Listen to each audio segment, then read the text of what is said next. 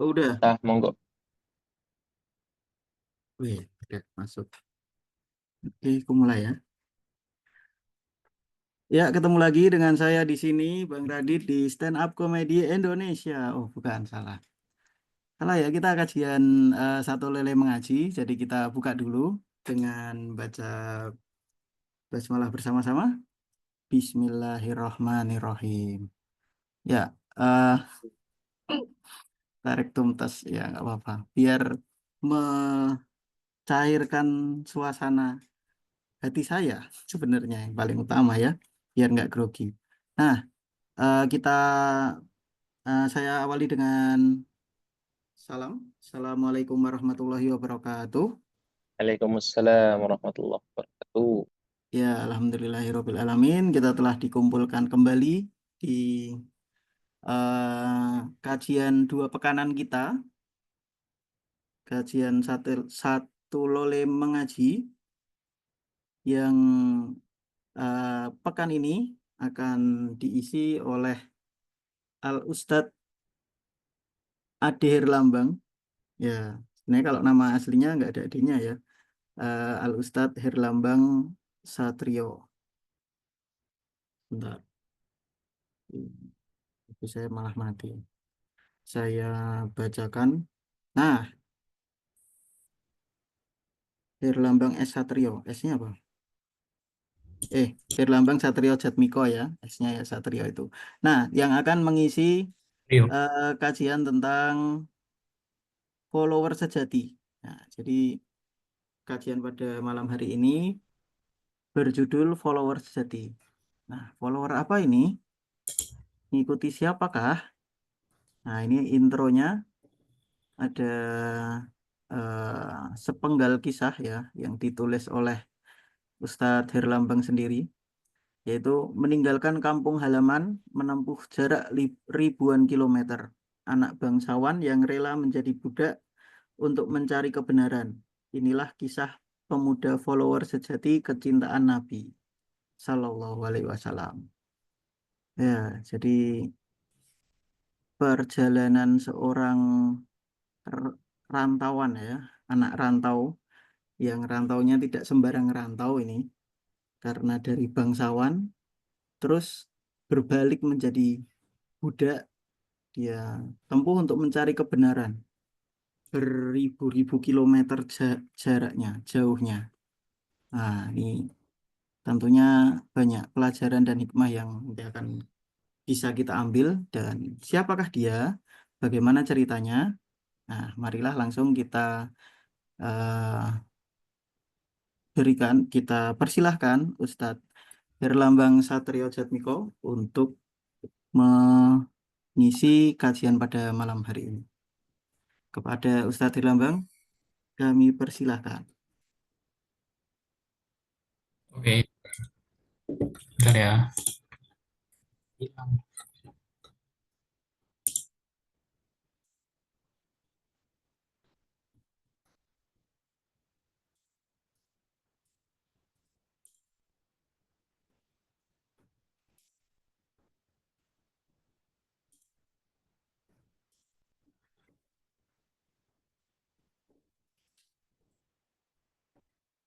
Oke, sudah kelihatan ini PPT-nya.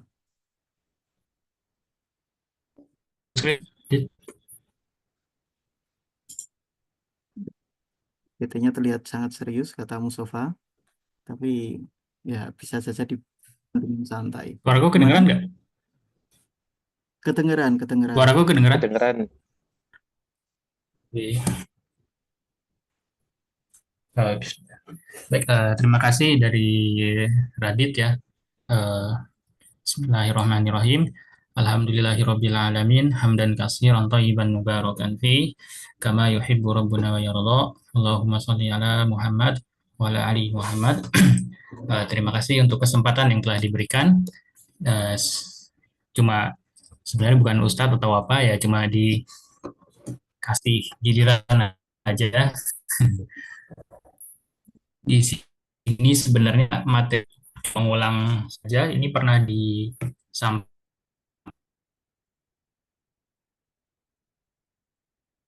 Halo, oleh halo. beliau. Oh ya, suaranya tadi sempat keputus dikit.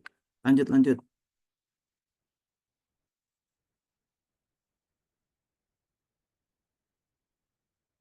Tuh, tes, tes, suaranya hilang lagi.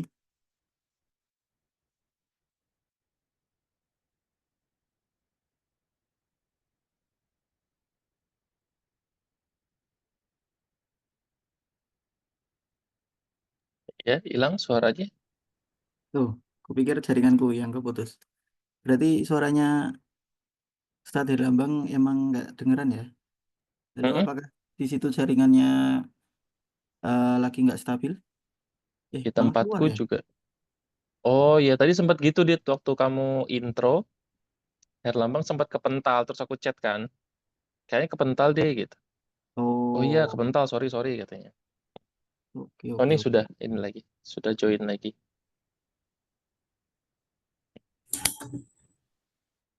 Sempat terpental kah karena jaringan? Ya, ya. Ya, udah share lagi. Oke, silakan dilanjutkan. Lanjut aja ya. Ya. Lanjut langsung. Ya. Berjudul Follower Sejati. Sebentar. Hmm. Kisah ini di apa?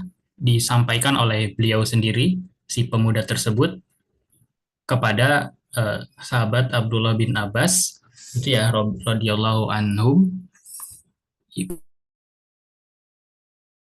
disampaikan sampai akhirnya dicatat oleh Imam Ahmad dalam musnadnya.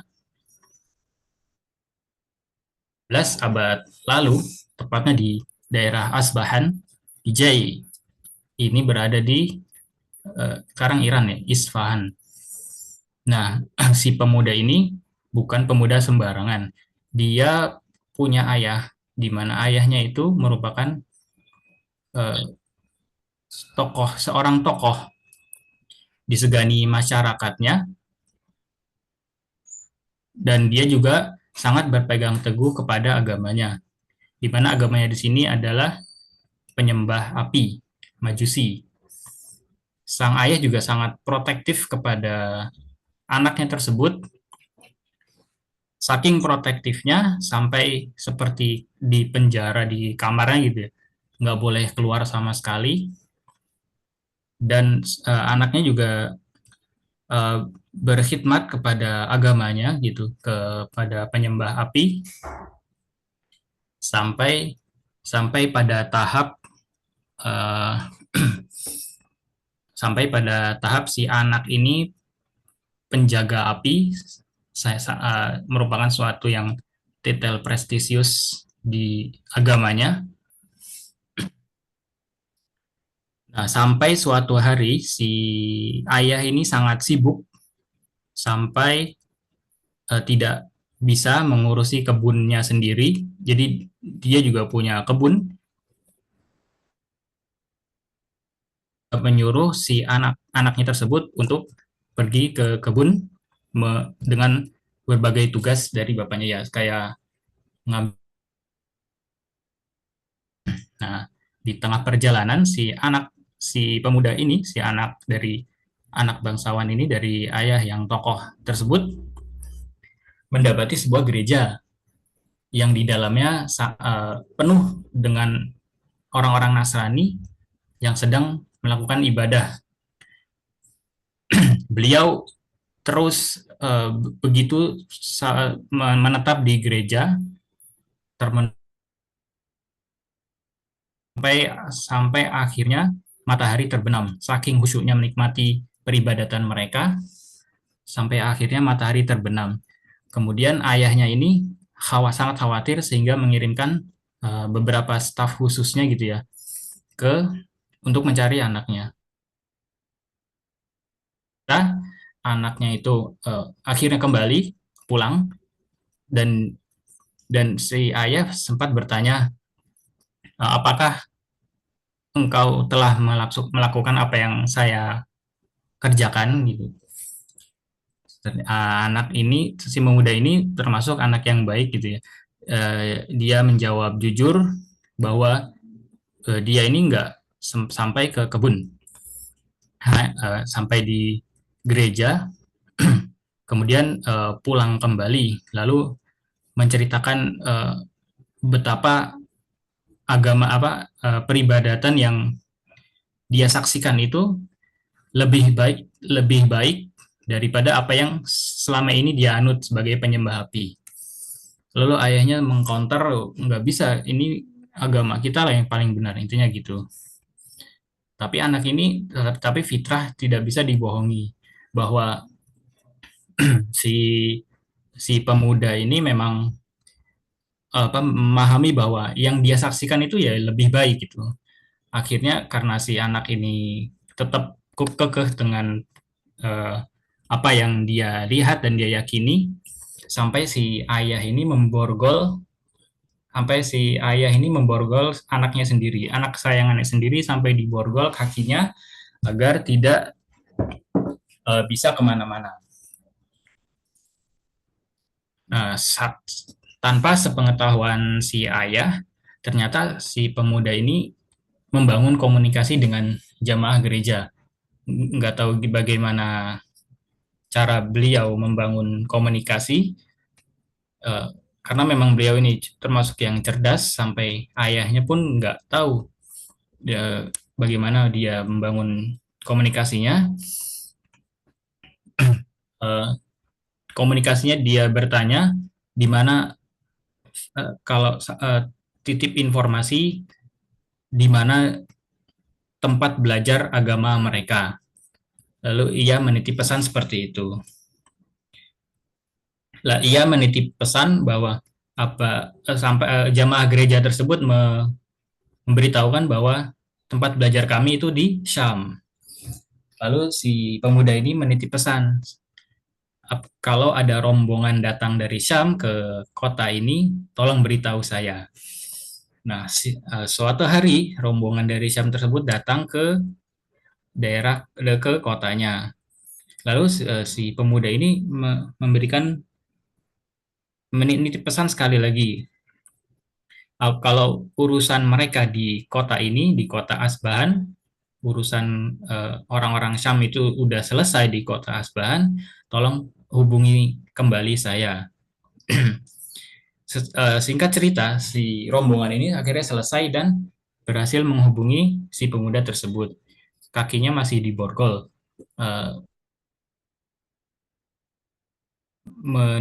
Lalu dia menitip pesan juga kepada rombongan ini bahwa ia akan ikut ke Syam untuk mencari kebenaran. Ditinggalkan berbagai macam fasilitas gitu ya. Berbagai macam fasilitas. Bentar. Untuk bisa ke negeri Syam, di mana tempat peribadatan jemaah yang beliau saksikan itu berasal.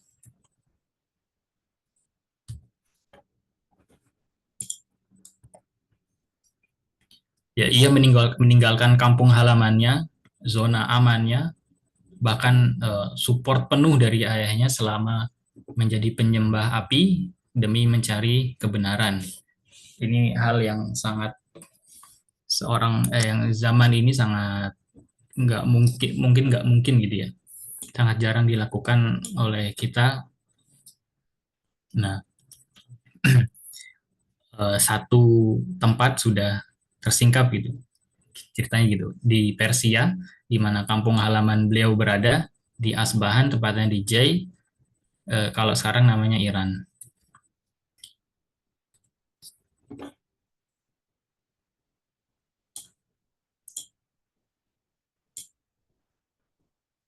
Sampainya di Syam, dia ini belum tahu apa-apa. Dia buta lokasi, blank total, nggak ada yang ditawarkan. Karena dulu belum ada Traveloka, Google, dan yang lainnya ya. Belum bisa ngasih kabar dan akan kemana gitu. Tetapi ya kalau memang kita jujur kepada Robnya, maka Rob kita itu akan menolong.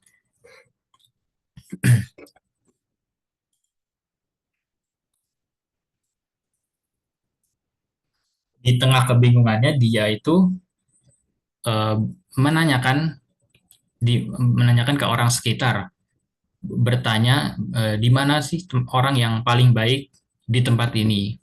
Dan itulah kunci dari keberhasilan dari belajar gitu ya.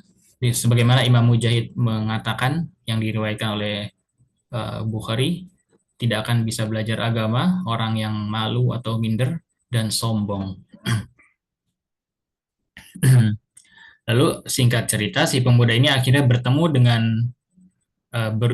bertemu dan berguru dengan tokoh agama yang dimaksud tersebut, di mana yang orang-orang sekitar itu menyebutnya yang paling baik.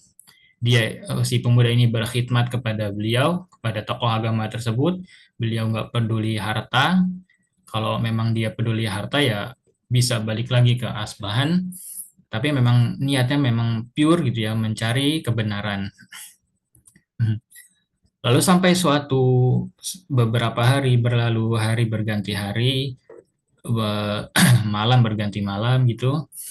Si pemuda ini akhirnya mengetahui sifat asli si tokoh agama tersebut, di mana dia cuma berbanis bibir, hanya mengajak orang beribadah, lalu memakan sedekah orang atas nama Tuhannya. Jadi mengumpulkan sedekah tapi untuk dirinya sendiri. Sampai suatu saat si tokoh agama tersebut meninggal, di mana masyarakat yang tertipu tersebut berkumpul itu turut bersedih.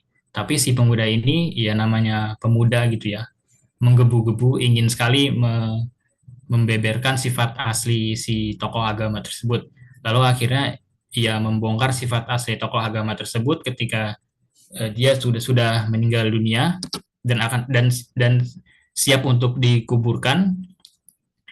Lalu masyarakat sempat nggak bertanya, nggak mungkin nih tokoh agama ini menipu kami. Akhirnya si pemuda ini menunjukkan bunker uang ya, istilahnya bunker, tempat si tokoh agama menyimpan uang.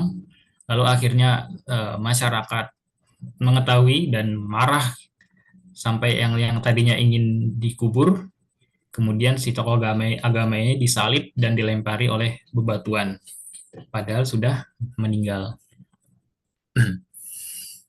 Lalu setelah sepeninggalnya tokoh agama tersebut, si pemuda ini bingung nih, mana kapalnya sudah dibakar, semuanya sudah ditinggalkan, nggak ada jalan untuk pulang. Tapi ingat, Allah tidak akan menyia-nyiakan usaha kita apabila kita benar-benar ingin berusaha.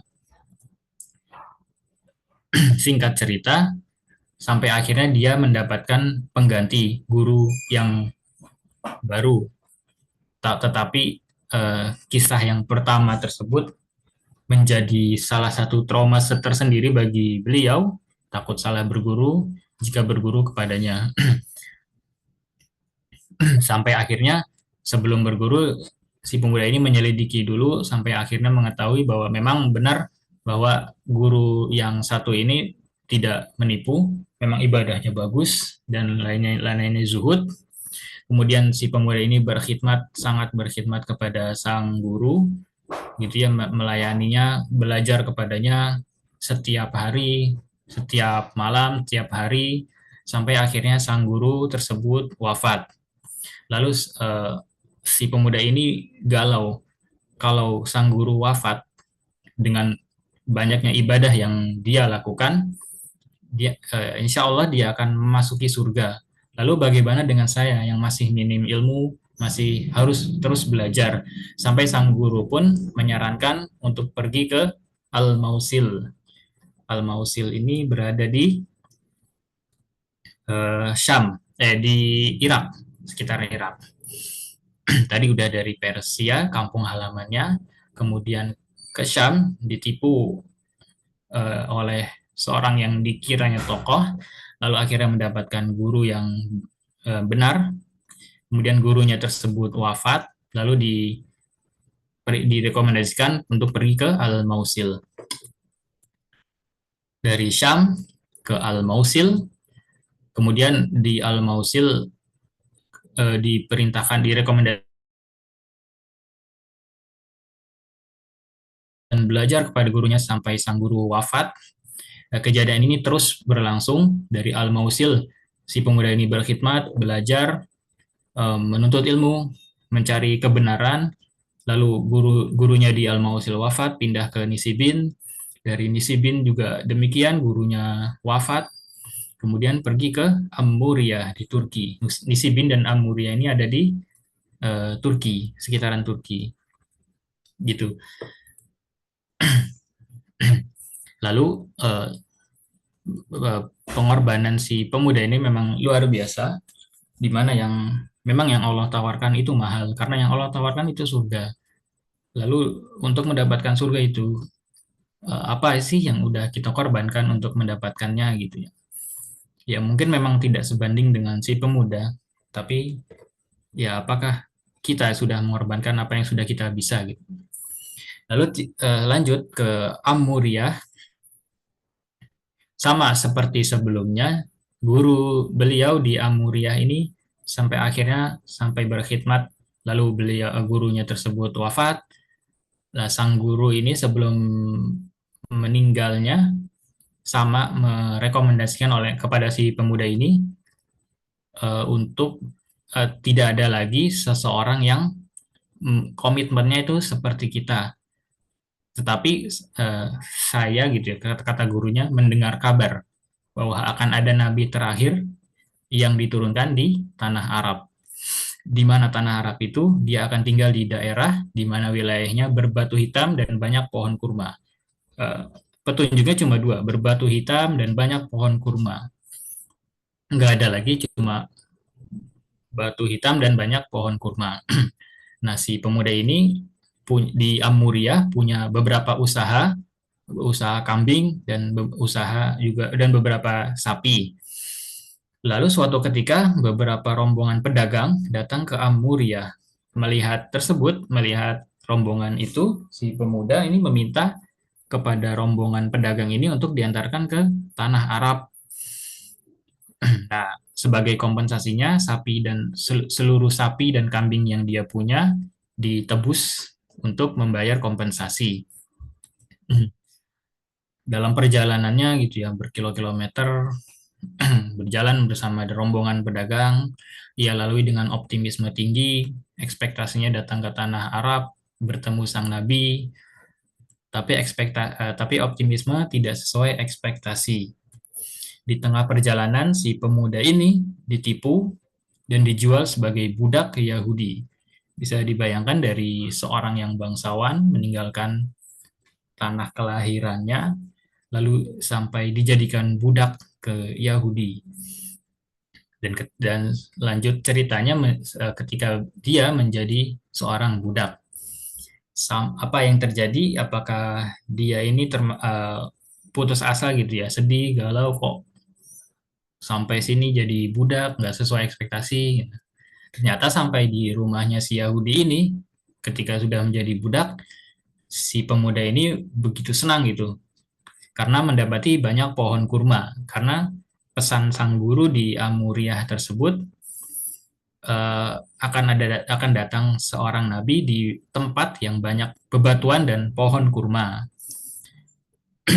Nggak peduli statusnya sebagai budak, yang penting ia mendapati pohon kurma, dia begitu senang gitu. Kemudian hari berganti hari menjalani hidup-hidupnya menjadi budak. Nah, suatu ketika sepupu majikan si Yahudi ini yang majikannya si pemuda ini datang bertamu gitu ya. Lalu dia melihat si sepupu ini melihat si pemuda hingga akhirnya tertarik dan terjadi transaksi budak itu, jual beli budak, dan akhirnya deal. Singkat cerita bisa deal. Kemudian si pemuda berpindah tangan kepada sepupu majikan yang lama. Dari bangsawan bisa dibayangkan. Kemudian ketika kita mendengar ada orang yang memperjualbelikan ya transaksi atas nama kita, ya lalu si majikan barunya ini mengajak budak si pemuda tersebut pulang ke rumahnya, yang ternyata dia berasal dari Yahudi Bani Quraizoh. Dan kita semua sudah mengetahuinya ya, bahwa Bani Quraizoh itu bertempat tinggal di Madinah. Dan ternyata si pemuda ini bukannya bersedih gitu ya, kehilangan status bangsawannya, kemudian mendengar diperjualbelikan menjadi sebagai budak, dan malah senang. Kenapa? Karena pohon kurma yang dia dapati di Bani Quraisyah semakin banyak, sehingga muncullah optimisme yang tinggi dari diri beliau. Maka itu di Quran surat Muhammad ayat 7 yang artinya Allah firmankan, yang artinya jika kalian menolong agama Allah, niscaya kalian akan ditolong Allah. Nah, masalahnya kan kita nggak paham, nggak tahu bagaimana cara Allah menolong kita. Yang kita perlukan hanya terus berusaha dan terus berusaha. Hingga akhirnya dibukakan jalannya dari arah yang tidak disangka-sangka. Nah, di Madinah, si pemuda ini ketika tiba di Madinah, beliau menceritakan di biografinya gitu ya, ternyata bertepatan dengan diutusnya Nabi Shallallahu Alaihi Wasallam di Mekah oleh Allah. Nah, si pemuda ini nggak dapat info apa-apa nih, karena pekerjaannya sebagai budak, nggak, ya, info sangat minim. Budak gitu ya, karena nggak berhak, budak itu nggak berhak untuk mendapatkan informasi dari majikannya, apalagi meminta informasi.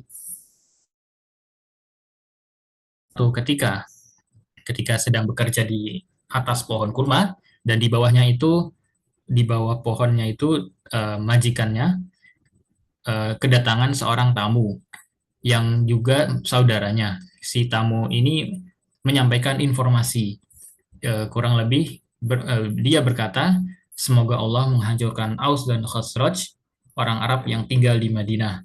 Hari ini mereka sedang berkumpul di Quba, di kabilah Amr bin Auf, menyambut seseorang. Mereka meyakini tamu yang datang hari ini adalah Nabi, dan Nabi sudah datang di Quba. Mendengar informasi tersebut, si pemuda ini panas dingin. Iya, ya, dari saking, karena, dan hampir jatuh dari pohon kurma, hampir jatuh menimpa majikannya.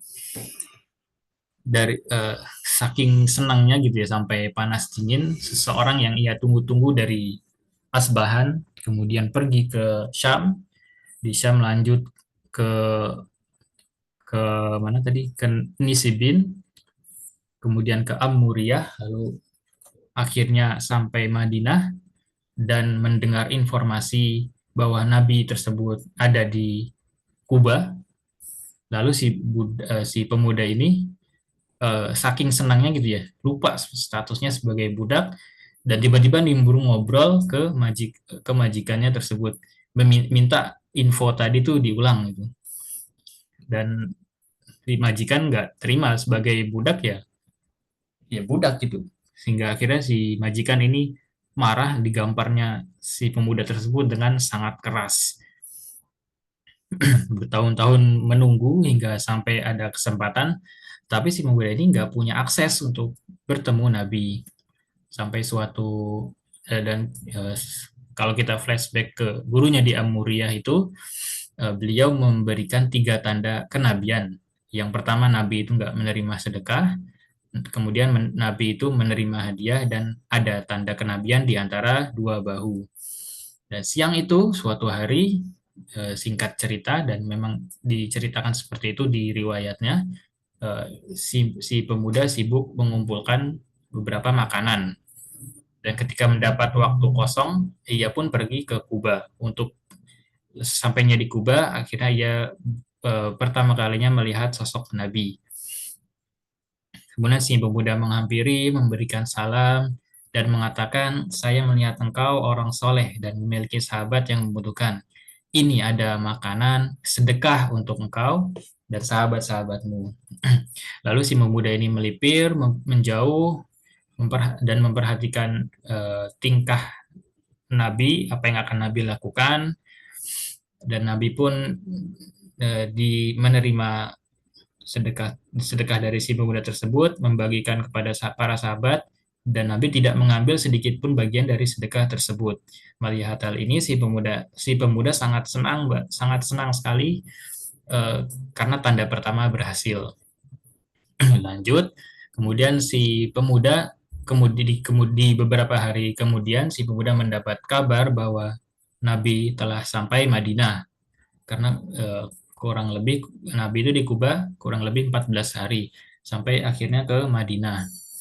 Dan hal yang sama dilakukan juga oleh si pemuda tersebut untuk yaitu mengumpulkan makanan, lalu menghampiri Nabi, mengucap salam, lalu berkata, "Ya Nabi, ini hadiah buat engkau dan para sahabatmu." Lalu si pemuda kembali melipir dan memperhatikan Nabi dari jauh. Kemudian Nabi SAW membagi-bagi kepada para sahabat dan juga Nabi mengambil bagiannya. Tanda kedua berhasil gitu ya. Dan si muda sangat senang melihat tanda kedua ini tinggal satu ciri lagi sampai akhirnya semua pengorbanan yang ia korbankan dari status, dari harta, dari support penuh dari ayahnya, kemudian pindah ke Syam, belajar ke orang yang salah, kemudian berguru dijadikan budak. Pengorbanan yang beliau korbankan sebentar lagi terbayarkan. Nah, beberapa hari kemudian si pemuda ini mendapat kabar bahwa Nabi itu sedang berada di Baki, sedang mengantarkan sahabat yang meninggal dunia. Dengan kondisi seperti ini, cukup memungkinkan untuk melihat tanda kenabian yang terakhir, karena yang ketiga ini tidak semudah yang dua sebelumnya, di mana tertutup oleh pakaian Nabi. Kemudian begitu si pemuda ini bertemu Nabi dan mengucapkan salam, setelah mengucapkan salam, si pemuda memutar ke belakang Nabi, berusaha untuk melihat tanda yang terakhir, tapi nihil tidak berhasil. Tanda itu terhalang oleh pakaian beliau. Tetapi si pemuda ini tidak menyerah gitu ya. Terus mudah berusaha, tetapi tetap gagal, berusaha lagi, tetap gagal lagi. Sampai akhirnya Nabi sadar dan mulai curiga dengan gerak-gerik si pemuda tersebut. Nabi tahu nih ada si pemuda menginginkan sesuatu. Lalu beliau membuka pakaian bagian atas dan tanda itu pun terlihat. Lalu si pemuda tersebut datang kepada Nabi, memeluk tubuh beliau dan mencium kulit beliau yang bersih, lalu menangis di pundak beliau. Semua pengorbanannya terbayarkan. Ya, semua pengorbanannya terbayarkan untuk mencari kebenaran dari negeri Asbahan, dari Persia, kemudian pindah ke Syam, dijadikan budak di perjalanan ke Madinah. Ya memang itulah followers sejati gitu ya, pengikut Nabi yang sejati yang ada di benaknya, dan seluruh perjuangannya dipenjara oleh ayahnya, kemudian kabur ke Syam, Musil, Nisibi, lalu Amuda, menjadi budak, ditipu, akan tetapi semua tidak sia-sia. Semuanya itu penuh perjuangan, dan endingnya itu seperti kasturi gitu ya, bisa memeluk dan bertemu Rasulullah Shallallahu Alaihi Wasallam.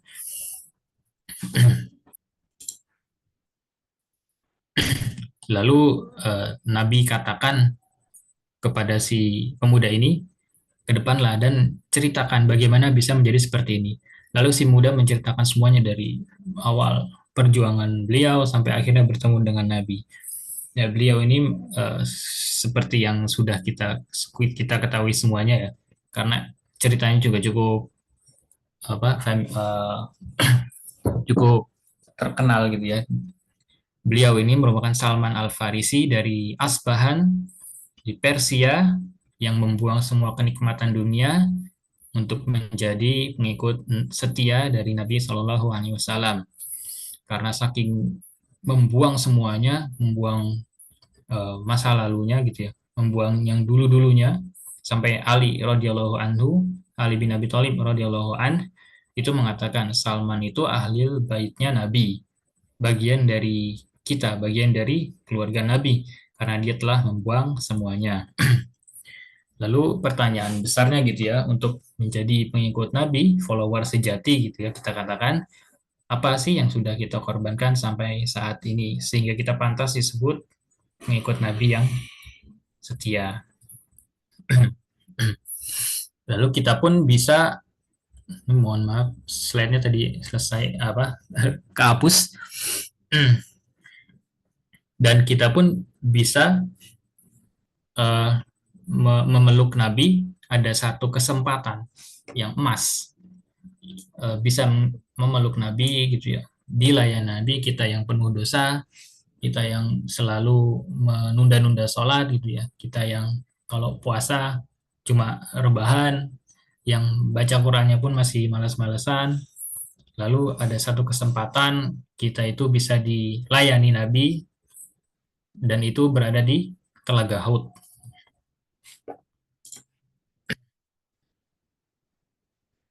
Dan itu ada di Telaga Haud. Di telaga itulah kita berkesempatan berdekatan sang Nabi. Nabi akan menyuguhkan segelas air untuk kita yang apabila diminum itu nggak akan haus selama-lamanya. Dan itulah satu-satunya kesempatan berdekatan dengan Nabi SAW sebelum di surga. Maka teman-teman dan khususnya bagi pembicara, perjuangkanlah dan jadilah pengikut Nabi yang setia, karena tidak semua itu bisa dilayani Nabi di Telaga Haud. Apa penyebabnya? Ketika beliau ingin membela gitu ya, ketika ada yang uh, mengaku mengklaim gitu kalau kita itu, saya itu pengikut Nabi, tapi dan juga Nabi membelanya, tapi Nabi mendapat jawaban ketika di Telaga Hud, bahwa Anda itu nggak tahu apa yang mereka lakukan setelah Anda wafat. Mereka itu nggak menjalankan sunnahmu, mereka itu ya meremehkan sunnahmu, nggak menjalankan sunnahmu. Ya mungkin kita belum bisa semuanya ya menjalankan sunnah beliau, tapi seenggaknya jangan diremehkan dari hal yang terkecil gitu ya, makan dengan tangan kanan, makan dengan tidak berdiri dan segala macamnya. Hal-hal yang remeh kita, hal-hal yang kecil kita laksanakan dulu sebelum lanjut ke tahap yang lebih besar. Dan terakhir, ketika kita sudah mengatakan kalau kita ini beriman dan pengikut Nabi yang setia, maka sesungguhnya di situ Allah akan menguji sebagaimana di surat Al-Ankabut, ahasiban nas ayyutsraku ayyaqulu amanna wa hum la yuftanun. Apakah manusia mengira bahwa mereka itu akan dibiarkan hanya dengan mengatakan kami telah beriman dan mereka tidak diuji? Dan karena sebab tujuan diuji, sebab jika hanya kita mengatakan aku beriman dan aku akan mengikuti Nabi dan tidak diuji, sehingga tidak tahu mana yang, dan ujian di situ bertujuan untuk apakah kita benar mengikuti Nabi dan apakah hanya klaim belaka. Dan disitulah terlihat mana yang hanya mengaku Nabi, mengaku mengikut Nabi, mengaku orang-orang yang saya pengikut Nabi yang setia, ataukah kita hanya berbohong semata. Mungkin itu saja dari saya, pemaparan yang singkat, yang sedikit ini semoga bisa bermanfaat. Jazakumullah khairan. Saya kembalikan ke moderator. Insya Allah, alhamdulillahirobbilalamin. Telah kita saksikan bersama tadi ya, kisah sahabat Nabi Shallallahu Alaihi Wasallam, yaitu Salman Al Farisi. Oh ya, saya belum buka video saya ya, kelihatan nggak?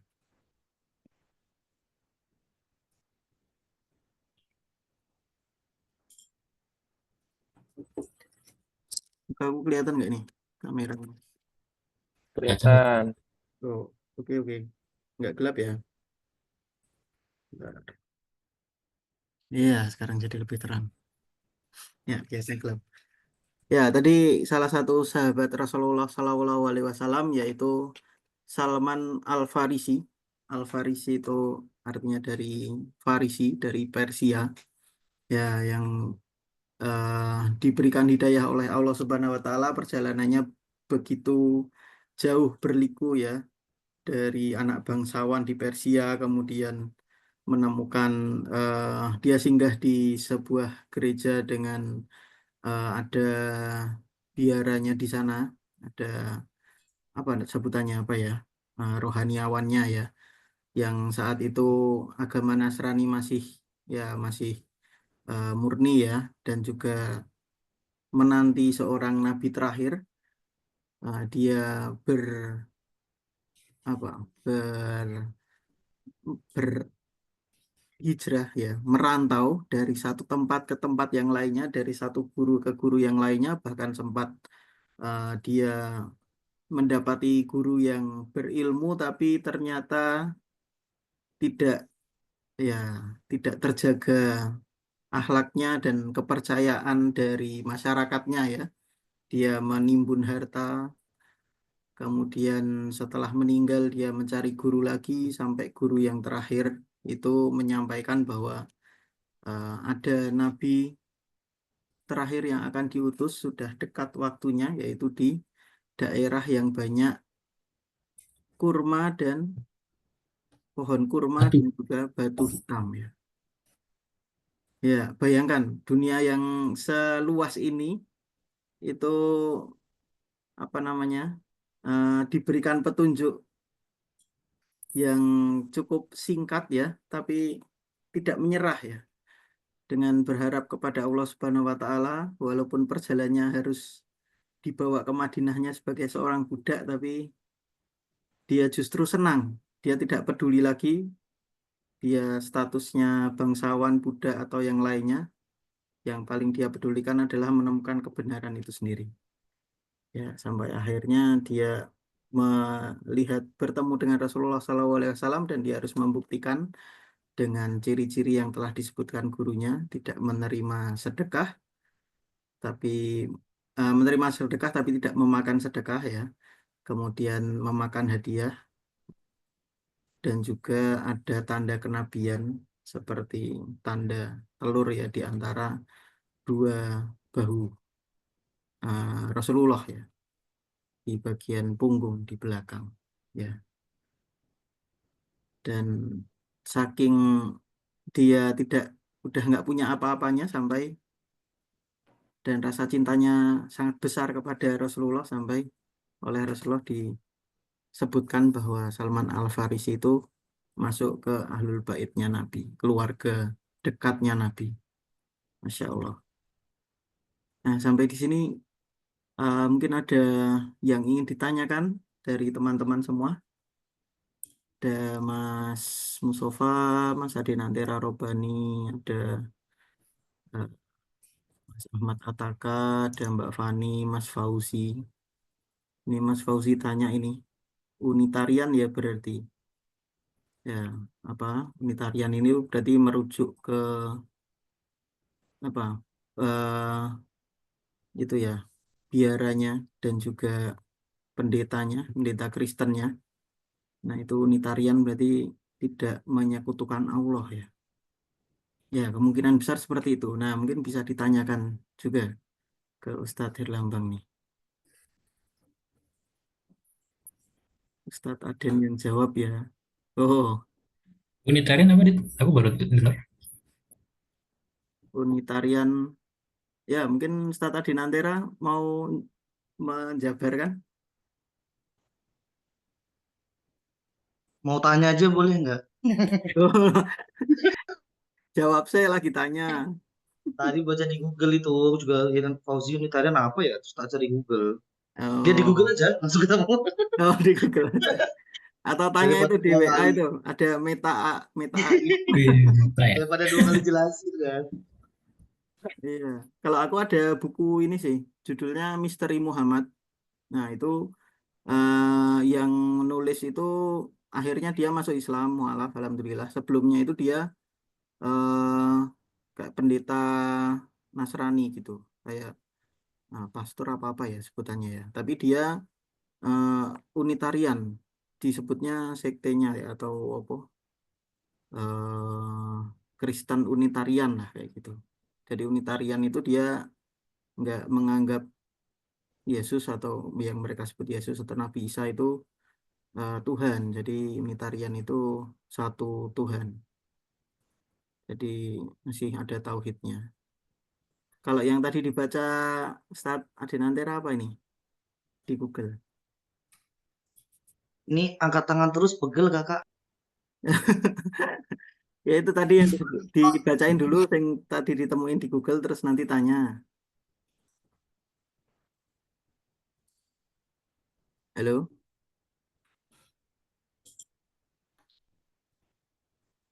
Lalu ntar Ya, harus pegel lagi kan.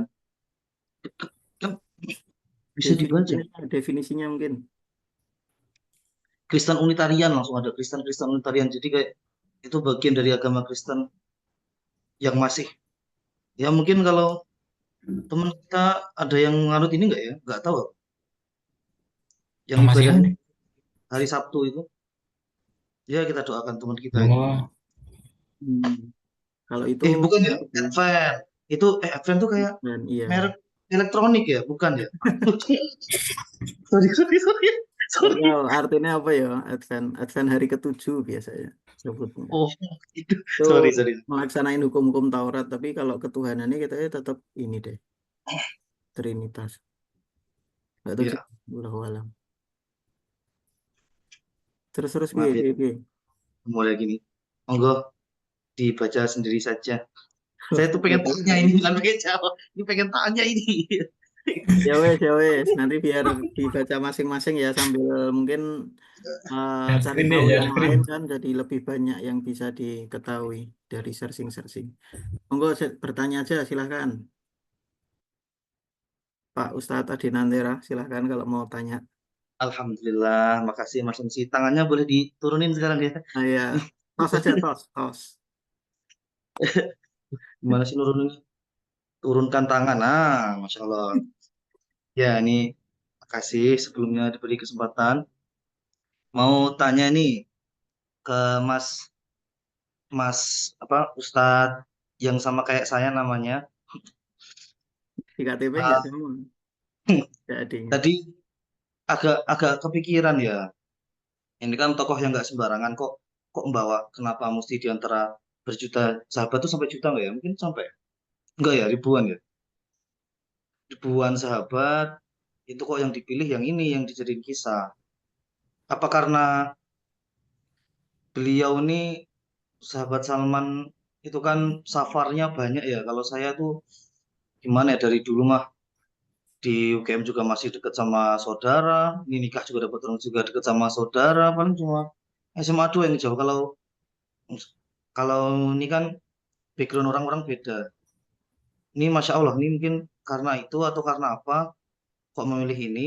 Sama ini mungkin jadi kepikiran gara-gara tadi disebut ceritanya lagi kan kayaknya sakit banget ya Salman itu. Sakit kan? Berkali-kali ekspektasinya tuh dihancurkan Oh, gitu loh, tapi dia teguh sama Allah gitu loh. Apa itu pengalaman yang menghasilkan karakter orang bisa mengalahkan Yahudi? Itu kan tokoh yang benar-benar mengalahkan Yahudi itu sebenarnya Salman waktu itu. Bahkan dia mau diserang si pun nggak bisa, malah jadi dipuja-puja sama. Jadi kayak ini jadi tokoh sentral pas mengalahkan perang lawan Yahudi kan perang Khandaq yang jelas banget perang lawan Yahudi. Ini tokoh orang yang biasa dihancurkan ekspektasinya sampai sejatuh itu tapi tetap teguh sama Allah ternyata bisa jadi orang yang mengalahkan musuh terbesarnya Islam kala itu. Mungkin jadi orang kayak gitu mungkin apa ya. Apalagi itu ada kisah Salman loh. ya. Setelah masuk Islam sama Abu Darda itu kan ekspektasinya hancur lagi. Hmm. Nah itu gimana itu? Jadi ada dua nih pertanyaannya. Kok milih ini? Terus sama apa ini bisa dikaitkan ya? Gitu. Monggo. Jadi kalau ya sebenarnya banyak ya kisah sahabat yang menginspirasi gitu kan ya. Nah, dulu tuh eh, terpukau gitu ya, tanda kutip, mendengar kajian langsung yang diceritakannya lebih mantap gitu ya, lebih bagus, lebih lebih lebih wah lah. Dan memang soal kisah ini eh, bagi saya pribadi yang benar-benar lebih menyukai orang-orang yang eh, yang dulunya nggak punya apa-apa gitu ya, sampai akhirnya mencari kebenaran dengan berbagai macam lika-liku kisahnya gitu. Sebenarnya nggak ada nggak ada alasan khusus kenapa milih kisah ini gitu. Ya kisah lain juga bisa, cuman saat ini ya ini gitu. Terus yang kedua itu apa deh? Kok susah banget pertanyaan? Sorry, sorry, sorry, sorry, sorry, sorry. Nah itu Ini mungkin apa namanya tarik garis benang merahnya mungkin kalau Oh, kalau benang merah kurang tahu ya. semoga benar ya itu ini mungkin yang ditanyakan kalau saya singkat eh, apakah karakteristik orang yang bisa mengalahkan Yahudi dan ya musuh-musuh Iya. terbesar umat Islam terutama saat itu adalah seperti Salman Al-Farisi gitu ternyata dan ujian hidupnya ya mungkin gitu Ustaz Ade apakah ah, benar ah. pertanyaannya. Jadi kan yang paling terkenal itu kan kisah salah satunya ya dia sama Abu Darda. Abu Darda tuh kurang soleh apa coba nggak minat sama harta. Nanti alasannya kuat lagi dia jadi hakim lagi di Damaskus kan orang soleh banget, nggak minat harta, nggak minat sama ini itu bisa diperbaiki oleh orang model Salman ternyata. Yang pas dia jatuh istrinya kok dikunjungi itu yang nolak Salman kan yang jadi istrinya itu kan istrinya tiba-tiba kok Salman jadi ya Salman jadi bajunya nggak istrinya Salman bukan jadi laki-laki istrinya nih. ah ah Salman Al-Farisi laki-laki Ustaz Ade bukan kok jadi istrinya yang nolak Salman tuh istrinya Abu Darda nyanya nih kembali ke Abu Darda oh, nyanya Yang kembali ke Abu oh Darda pas itu. Oh iya ya. itu jadi Oh, aku kira dia yang tuh pas kan jadi buyar malam berdua itu. Ya, ya. mungkin diceritain jadi dulu apa latar belakang kisahnya itu apa kayak Salman pengen melamar seorang perempuan hmm, udah terkenal banget dan itulah begitu minta ditemani Abu Darda dan ternyata Salmannya ditolak malah yang diiyain Abu Dardanya yang nganter gitu ya. malah maharnya dikasih dari Salman ke Abu Darda lagi dan Abu Darda kan bukan orang sembarangan pas Jadi dia udah maharnya jadi Salman hakim dia Al-Farisi yang jadi udah apa disiapkan itu diserahkan ke Abu Darda agar Abu Darda bisa menikahi perempuannya itu gitu ya. ah, ah. Itu kan kalau orang umum orang biasa hancur lah reputasi kayak gitu kena mental kayak gitu kan remuk lah bisa fokus tetap tetap malah cari solusi buat temennya oh kalau yang pengen temennya nggak punya mahar tak kasih maharku tuh nggak masuk di nalar orang-orang nggak masuk di nalar terus pas lagi ada problem istrinya ya dalam tanda kutip nggak disentuh sama Bu Darda kan yang bantuin malah Salman loh makin nggak logis lagi aduh ya Allah ini memang mau dibanting kayak gimana ekspektasi yang tadi mau ke Madinah jualin semua ternaknya ternyata malah udah dicolong dia jadi budak 2 kali minusnya apa orang kayak gini yang harus bisa menyelesaikan problem sekarang ini. Gitu loh maksud saya. Oh, Sorry, sorry.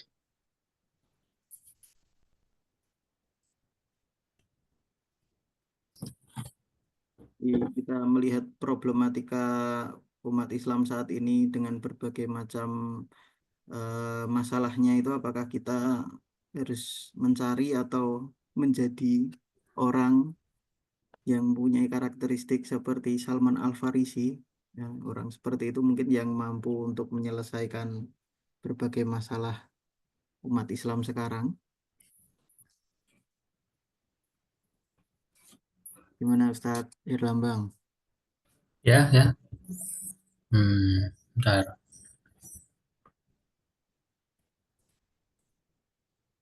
Gimana gimana tadi? Tadi Pertanyaannya terlalu panjang Ustadz Adin nanti salah saya minta maaf aja. Ganti aja skip aja. Minta maaf. Kalau kompleks Kita berarti tulis pertanyaan di kolom kita komentar. bersama ya. Skip aja. Aduh, sorry. Jadi kan ya apa namanya? Zaman terbaik itu kan zaman Nabi, terus sahabat gitu ya.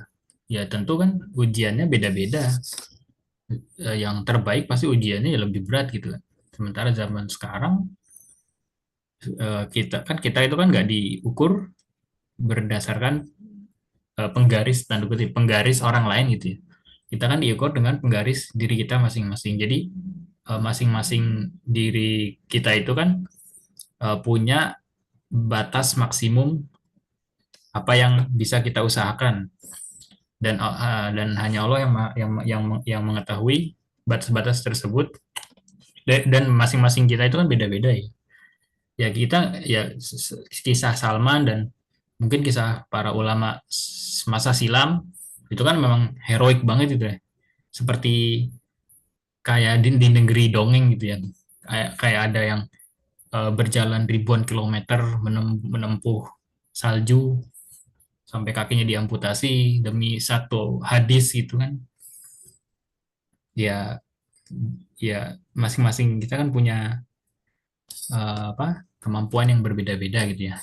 Titik maksimalnya kan beda-beda. Nah, kita bermain di titik maksimal kita masing-masing gitu. Ya, mungkin begitu deh. Wah, Intinya ya tetap takwa. Kembali ke takwa.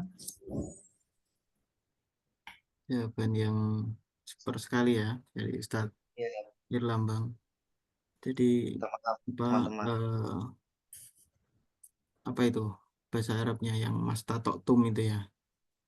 Ya, fattakullah Nah, mas atau ya, fattakullah mastatoktum, bertakwalah pada Allah semampu ya. semampu yang kamu bisa gitu.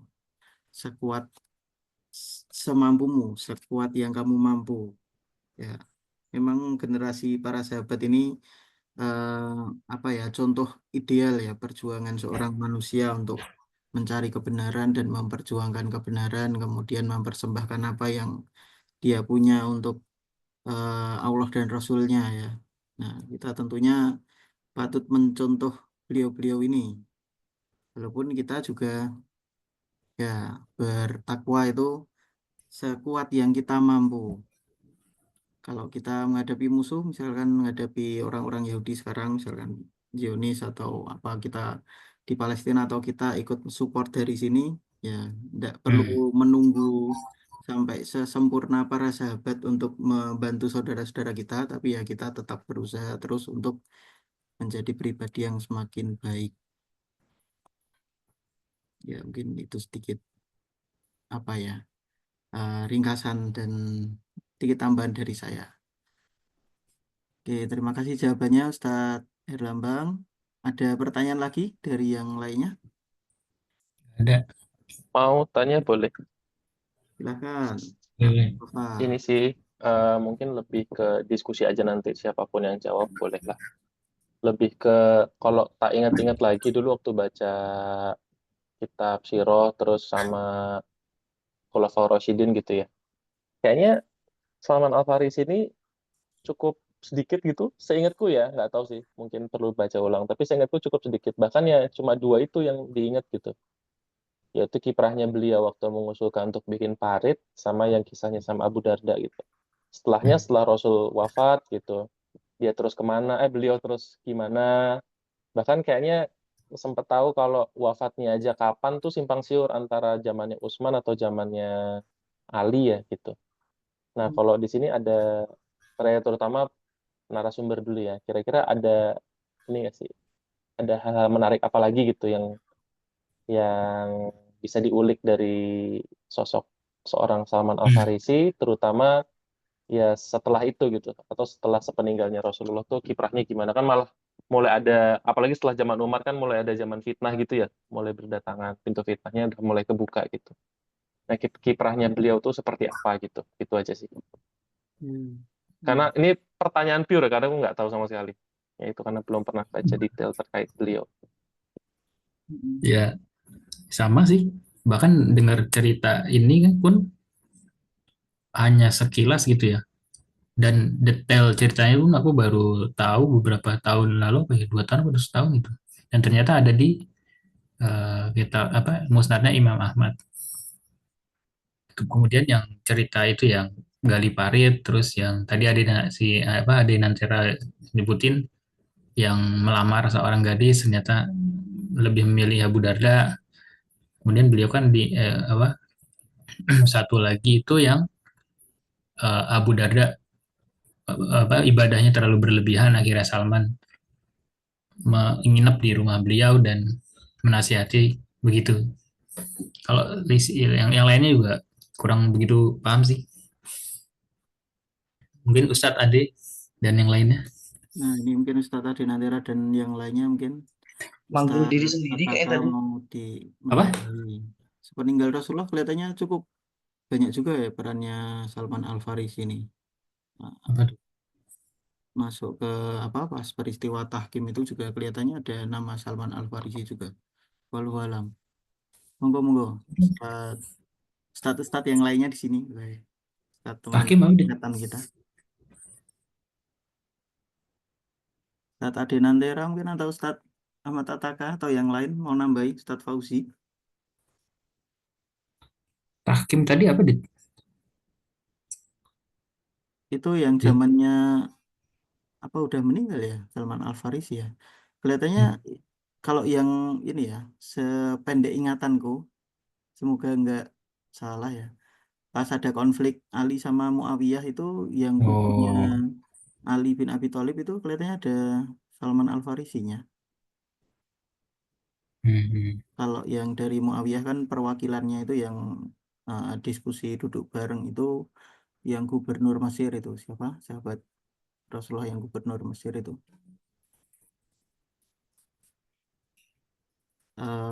Amru bin As ya. Ya. Iya, Eh, terus dia kan lebih lihai, lebih jago, jago dalam eh, apa ya istilahnya ya, diplomasi ya, diplomasi. Terus kalau dari sisinya Ali bin Abi Thalib kalau nggak salah Salman Al Farisi dan dia lebih lugu orangnya. Coba tak cek sebentar ya. Cek Mungkin yang meta. lain ada yang mau nambahin?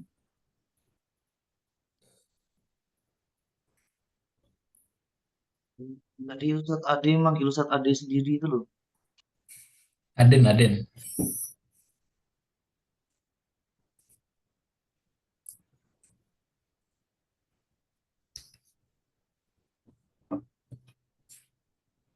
Angkat tangan skip.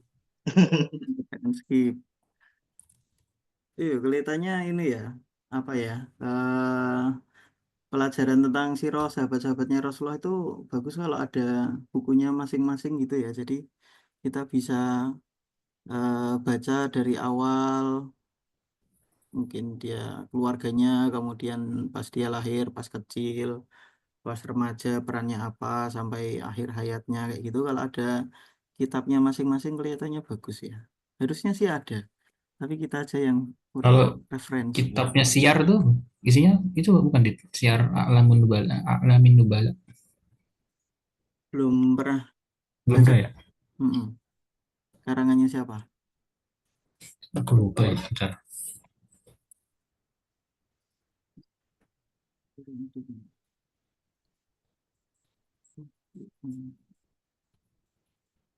Aku punyanya yang ini sih, satu kitab tuh langsung ada berapa ya? 50 apa 50 sahabat yang terdekat gitu. Azza, Tapi kalau Hmm, satu kitab gitu Azzabi. iya ya. Itu ada Salman Al Farisi juga, Mus. kayaknya ada deh. Duh, udah lupa ya Belum udah semuanya waktu berarti. uh, kayaknya ada. Tapi ya karena itu ya, jadi nggak terlalu fokus kan karena isinya tuh ada banyak gitu, banyak sahabat. Mm-mm. Iya, kelihatannya di buku itu yang apa paling panjang bacaannya yang Abu Bakar, Umar, Utsman, Ali itu ya. Terus yang lainnya itu sampai ke belakang Oh iya, yang beberapa halaman yang belakang, beberapa halaman aja. Iya. kelihatannya tadi tadi Hmm. nyebut Muawiyah tuh cukup menarik tuh tokohnya kalau dibahas ya lain waktu gitu. Karena kan banyak fitnah juga ya tentang Muawiyah dan lain-lain. Iya. Wah, tapi siapa tuh yang berkompeten untuk membahas ini? Dan membahas. Iya. Pak Taka ini banyak bacaannya ini kelihatannya. Sejarah banyak baca nggak Pak Taka?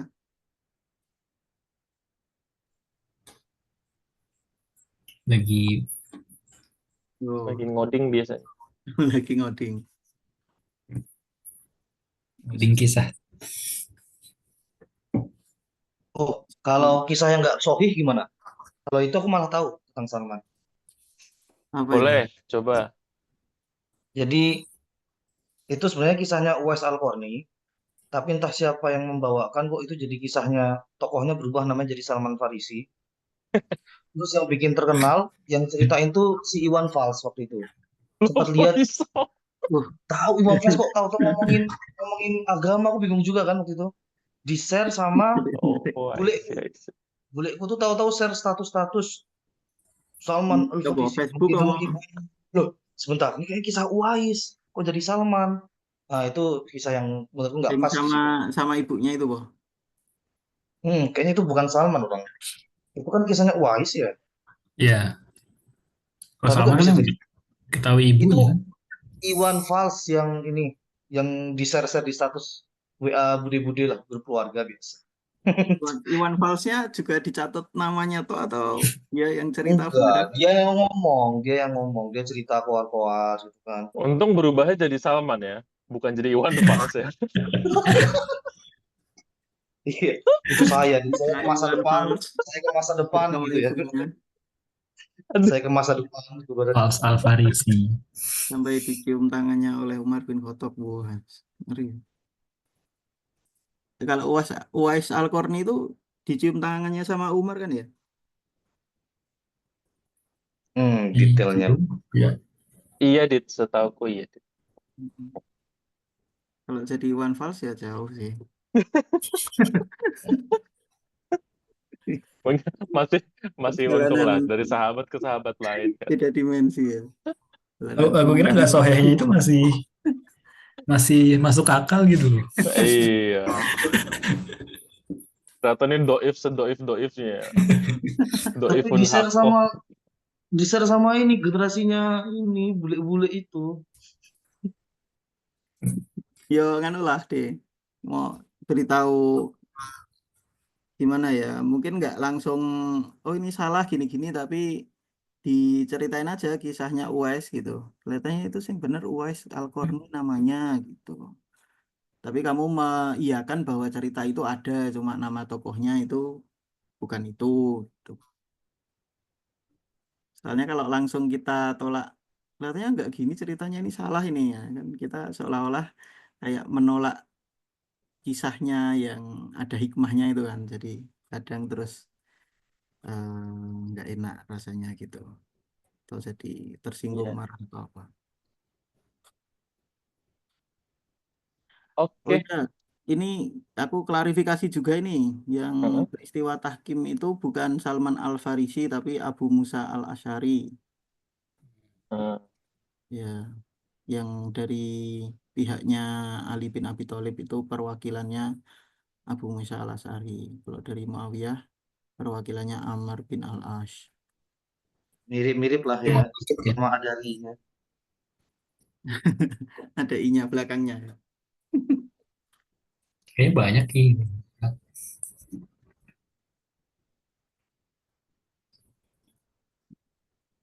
Oke. Oke, ada pertanyaan lagi dari teman-teman yang lain? Proposisi ada dua tuh. Nah,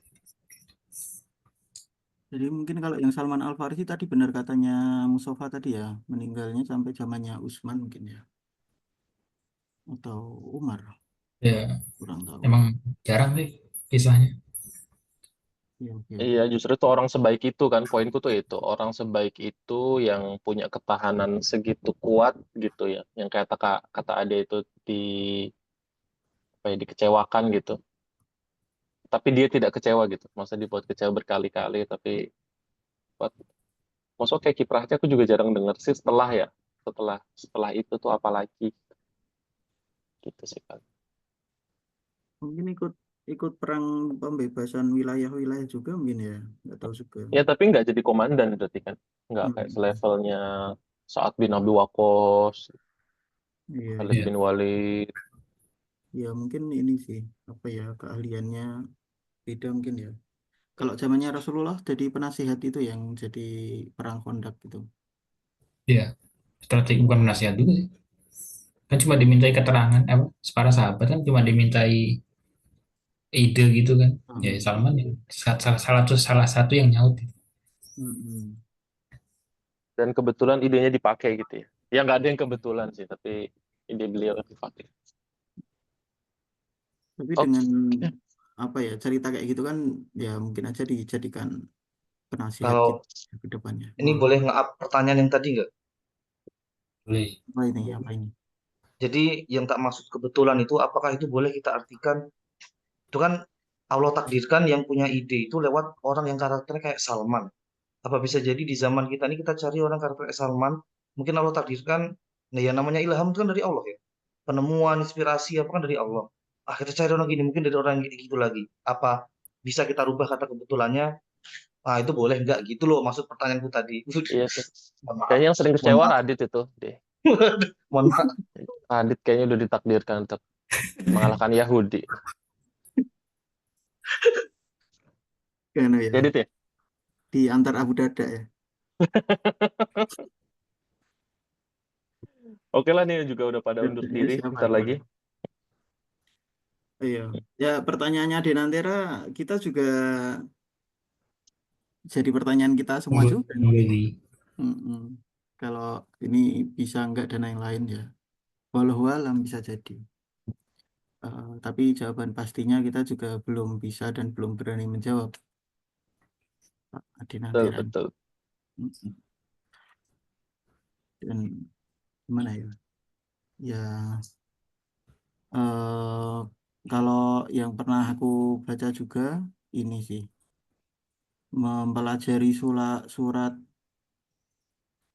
Al-Anfal ya kalau nggak salah ya. Atau untuk mengalahkan orang-orang Yahudi itu apa deh? Dia mesti tahu juga ini. Di yang mana nih?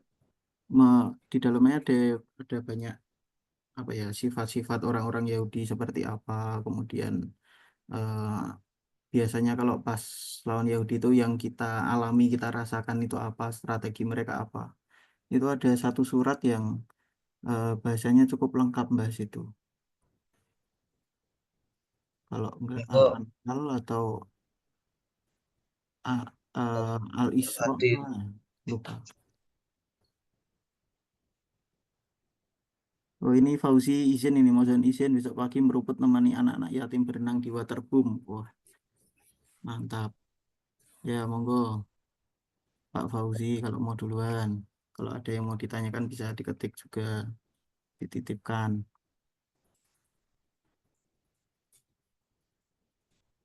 Ya, dari teman-teman yang lain tadi ada yang mau menyampaikan sesuatu? Cukup sepertinya deh. Udah Oke, lewat. oke. Tapi karena kita Lewat. tadi mulainya juga agak ini agak. Mm-mm. Ya, satu lagi pertanyaan kalau misalkan ada yang mau tanya boleh.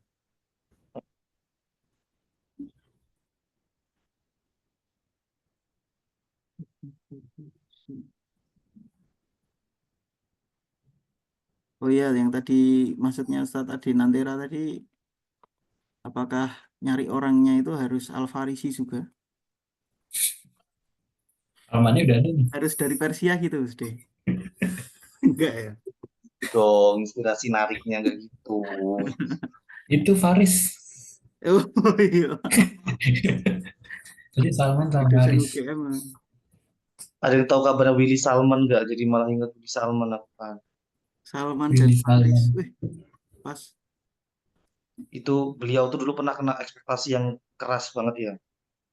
Entah itu Telkomdas atau apa ya. Sama Pak Markus kalau nggak salah dulu. Bukan Telkomdas berarti. Apa das-das gitu pokoknya. Itu yang punya catatan Tudasmu beliau gitu. yang rajin. Pokoknya beliau tuh yang rajin nyatet. Terus kita pinjam catatan. Kopi terus nilainya jadi lebih rendah daripada yang cuma minjem terus baca catatannya beliau tuh loh. Waduh, itu kan sakit ekspektasinya ya. Iya, iya, iya. Kita itu Siapa yang nyatet? Kamu gak nyatet? kita itu apakah ya pernah itu Aku ngajari-ngajari gitu termasuk yang dia dapat nilainya juga pernah. beliau tuh Teknik. nyatetnya kan rajin banget, bagus, catatannya bagus. Terus kita fotokopi dong, di akhir-akhir lihat, pengen belajar. Malah beliaunya dapatnya jauh lah gitu. Aduh, gimana tuh rasanya ekspektasi kayak gitu. Oh iya, belajarnya ini juga ya sama Pak Markus ya. Pak Markus kan berarti Nasrani itu kayak apa ceritanya Salman Al Farisi. Jadi beda zaman nih. Ganti guru Wah, gitu udah kan. selesai sekarang. Terus memupuk untuk kekayaan pribadi, Dit. Waduh, nggak tahu yang itu atau Ngeri, yang ngeri, lain ya. ngeri. Itu kan nggak semua gurunya gitu. Mas. Aduh, iya ya merantau dari jauh itu. Willy Salman dari mana itu? Dari Ini Padang. Riau, Riau, bukannya Riau deh. Oh, Riau ya? Ya pokoknya Riau. Melayu gitu ya. Oh, sampai Masuk Melayu-Melayu. terus. Sampai sini kan, tuh mirip kan kisahnya. Terus Pakai ngasih dikerjain nama anak kepalanya hati-hati itu. ya. Terus akhirnya sampai ketemu siapa itu? Di daerah banyak apa? Pohon Rumah. sawitnya, bukan? Pohon sawi kalau di situ. Pohon sawi. Pohon sawit. Dan batu bata. Wah, sawit. Makanya Asap, tanya asap. tanya Reja gimana kabarnya kan. Biar kita makin kita kaitkan lagi kalau ini lihat kabarnya sekarang. Ya, keangkatan harus Itu tahu semua. sama novel nggak hubungan deh. Novel Oh, kalau aku ke novel masih ini kotak-kotak. Tapi kalau ke Salman dan nggak tahu aku. nggak novel ke Salman. Wah, itu nggak tahu Nggak itu tahu. aku. Oh, Nggak tahu itu. Coba nih tanya. Novel juga berat juga itu perjalanannya itu. Jangan-jangan cari-cari adik nih. Makin ngeri, makin ngeri.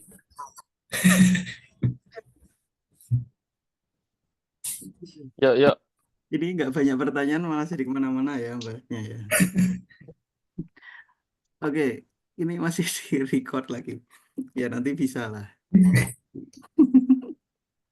Bagian mana yang perlu dimasukkan, bagian mana yang tidak ya oleh editornya Pak. Nggak ada editor, langsung upload gitu. Oh, langsung upload. Ya, santai-santai. Nanti paling kalau ada yang menarik, viralnya udah bertahun-tahun kemudian. Nanti yang ku upload bagian itu aja, Dit. Nggak langsung langsung dipotong ya. Dipotong bukan buat dibuang tapi buat jadi short video ya. Ya, oke. Kita akhiri aja pertemuan online kita pada malam hari ini. Alhamdulillah telah kita alhamdulillah. eh, apa ya? Telah kita lalui bersama, telah kita simak bersama kajian kita pada malam hari ini. Semoga bisa menambah ilmu, juga keimanan dan juga menambah keberkahan ke hari-hari kita, ke kehidupan kita dan keluarga. Amin amin ya rabbal alamin. Marilah kita tutup eh, kajian satu lele mengaji kita pada malam hari ini dengan membaca hamdalah. Alhamdulillah. Alhamdulillah, Rabbil Alamin. Alhamdulillah. Terima kasih. Wabillahi taufiq wal hidayah. Wassalamualaikum warahmatullahi wabarakatuh. Waalaikumsalam. Waalaikumsalam warahmatullahi wabarakatuh. 2 pekan lagi Radit ya, Jolali. Rekornya dimatiin dulu, Mus, baru ngomong. Oh iya, betul.